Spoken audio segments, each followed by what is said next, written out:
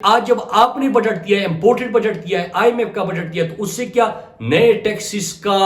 ایک بوجھ قوم کے اوپر، مہنگائی کی ایک نئی لہر ابھی چند دنوں میں جس طرح انہوں نے 60 روپے فی لیٹر پیٹرول اور ڈیزل میں اضافہ کیا، 47% انہوں نے بجلی کی قیمتوں میں اضافہ کیا، 45% انہوں نے گیس کی قیمتوں میں اضافہ کیا، دال، چاول، گھی، جو یہ تمام چیزوں میں انہوں نے ریکارڈ اضافہ کیا۔ تو اس کے بعد جو کل کا بجٹ ہے وہ قوم کے اوپر مہنگائی کا ایک نیا بم گرانے کی تیاری ہے۔ اور میں آپ کو بتاتا چلوں کہ ابھی آپ کی بجلی کے بلوں میں مزید ریکارڈ اضافہ ہوگا، پر یونٹ آپ کی بجلی کی قیمتوں میں مزید ریکارڈ اضافہ ہوگا اس سے جو یہ 47% آلریڈی اضافہ کر چکے ہیں۔ بلکہ میں آپ کو یہ بتاتا چلوں کہ جو فیول ایڈجسٹمنٹ پرائسز کی مد میں جب بل آپ کے گھر آئیں گے تو اگر جتنا یونٹ انہوں نے پاکستان کی تاریخ کی سب سے زیادہ بجلی مہنگی کر دی ہے اس سے بھی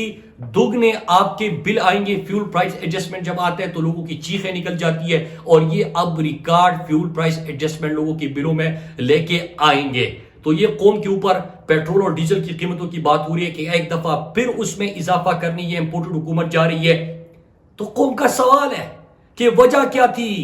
کہ یہاں پہ صحت انصاف کارڈ مفت علاج کے لیے عمران خان نے 10 لاکھ روپے فی خاندان دے دیا، جب آپ کہہ رہے تھے کہ معیشت تباہ ہے اور عمران خان نے بیڑا غرق کر دیا، تو پوری پاکستان کے لیے 10 لاکھ روپے